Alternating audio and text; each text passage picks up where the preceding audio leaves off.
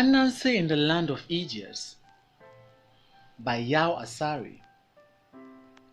The play begins by ushering readers into an auditorium where the stage is set for action to begin.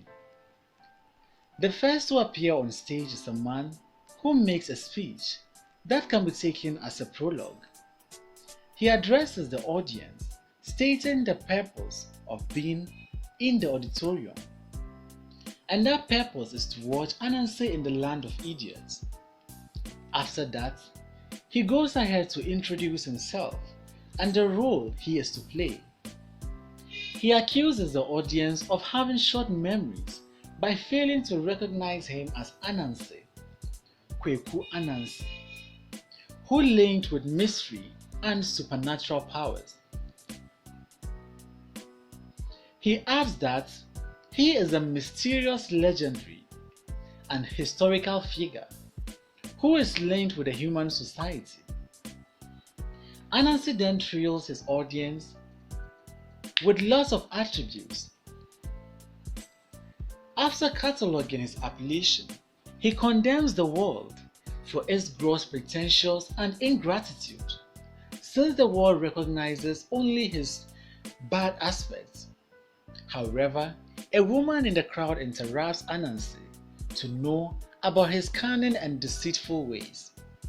In response, Anansi points out that people have unfairly judged him. He sees nothing wrong with using his wisdom to overcome challenges of life. He then pays a glowing tribute to Efua Sunderland for her positive recognition that she has awarded him by instituting Agrosem through her play The Marriage of Anansiwa. Anansi admits that he has lost credibility among the people and hints his readers about his decision to travel to the Land of Idiots. Dimnim Lira, the Land of Idiots, where he hopes to make a living. As he travels, his luggages consist of a bundle of 3 gauges, one containing honey, the second one a hard-sticking tree gum, and the third one perforated at the bottom. He invites his audience to join him to the Land of Idiots to observe things with their own eyes and not with their itchy bodies and okra mouths. After Kweku Anansi's introductory comments, the actual play follows. The setting is in the outskirts of Dimnim Lira. In the morning, a procession of 7 maidens, led by the priestess of Kumpi, holding a fly whisk, her 3 acolytes, one of them holding a calabash of water, and 4 drummers appear behind. One of the 7 maidens carry a bowl of mashed yam in oil, decorated with 7 boiled and shelled eggs, symbolizing the 7 maidens. 1 egg is pivoted at the apex or at the top of the mashed yam in oil. This topmost egg represents the leader of the 7 girls singing and dancing. This maiden is the princess of Dimnilira. All these people are involved in the puberty rites of the 7 maidens. When the procession reaches the crossroad, the venue of the ritual, the priestess guides the maiden to go through the sacrifice. The meal of mashed yam and oil is placed on top of the mound and abandoned at the crossroads. Meanwhile, Anansi, who has been hiding in the bush and watching the ritual and lastly admiring the princess and her counterpart dance, he sneers at the strange culture and finds the mashed yam and oil, which he describes as a feast from the gods. Having traveled a long way to reach this destination, without food, he is so famished that he prays that the gods of the land will allow him to eat the meal. Anansi then takes his turn to enjoy the meal before the gods. Anansi knows that the food cannot be a bait to kill a monster, or perhaps this was something to welcome him. As Anansi enjoys the meal, Akpala, one of King Dozie's royal guards, chances on him and apprehends him. He threatens to kill Anansi with his bow and arrow if he does not give his identity. Anansi introduced himself as a hungry traveler and pleads in vain for Akpala to spare his life. Akpala makes him to carry the bowl of mashed yam and oil as they head for the palace. At the palace, the Abbey of Denimra, King Dozie, is informed of Anansi's sacrilegious crime of eating food meant to appease evil spirits and evil destiny, thereby rendering the ritual of the 7 maidens, including his own daughter, Zoziza, ineffective.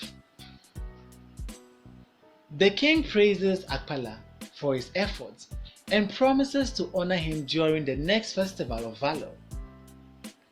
Anansi's crime seems strange to both the king and the old man, making them to wonder whether Anansi is a human being, a deity, or a ghost.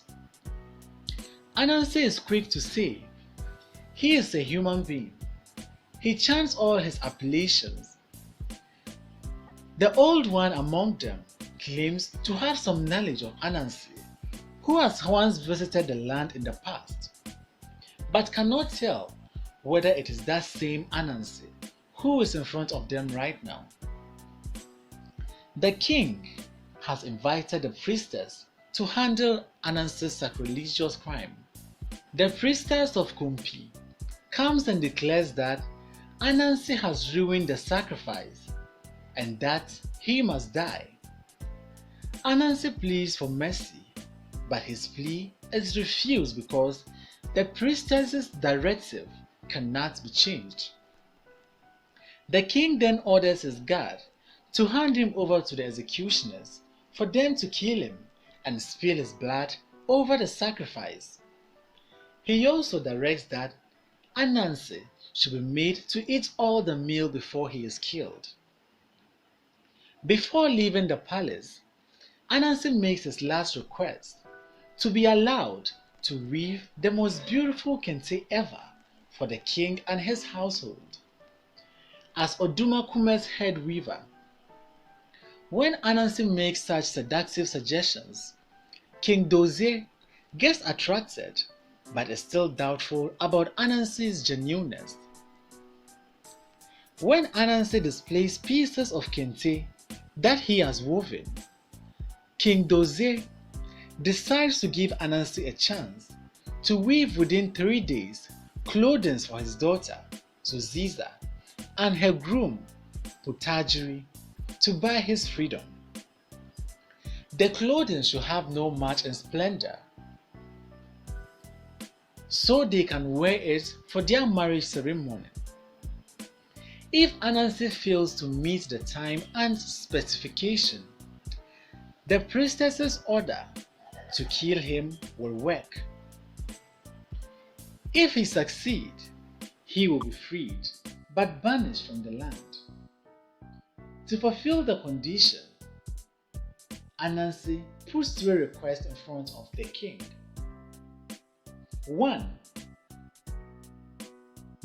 That he should be given an isolated spot somewhere in the forest to undertake his task. 2.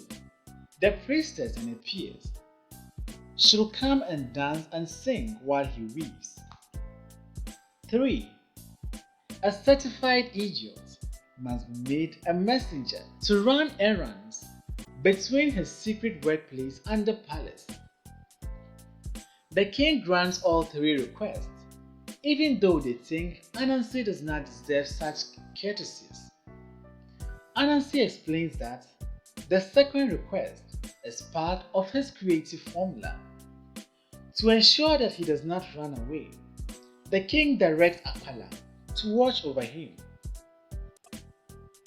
Before Anansi is taken to the forest, the king and the old one is attracted by the three handbands in Anansi's possession. Anansi presents them as a king to the three: King Doze, the old man, and the priestess of Kumpi. The priestess rejects hers in protest against King Doze and the old man, allowing Anansi to bribe them with gifts. The third piece of handband is then presented to the queen, who happily accepts it. The king asks the maidens to prepare food for Anansi before he goes to the forest to weave. Anansi rejoins the audience to admit that he has narrowly escaped death. He is motivated to do the task because he has found life in Dimnim Lira delights him. He pleads with the audience not to let his family know about his narrow escape.